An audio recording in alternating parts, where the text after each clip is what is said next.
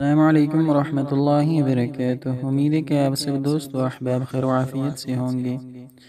تو یہ وظیفہ ہے، یاد رکھیں کوئی مسنون وظیفہ نہیں ہے، بلکہ مولانا محمد یاسین رحمۃ اللہ علیہ، والد ماجد مفتی اعظم مفتی شفیع رحمۃ اللہ علیہ جو کہ اور دیگر بزرگان سے جو ہے یہ منقول وظیفہ ہے۔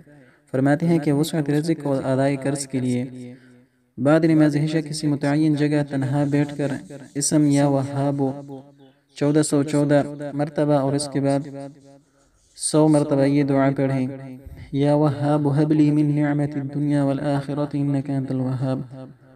بعض بزرگوں نے اس عمل کو کیمیائی درویشاں فرمائے، یعنی یہ بہت ہی زیادہ اور مجرب ہے اور انتہائی مجرب عمل ہے، تو اس لیے کیمیائی درویشاں بیان فرمایا ہے کہ اس سے لازمی جو ہے رزق میں برکت، رزق آئے گا، اور قرض کے لیے جو ہے مجرب وظیفہ ہے۔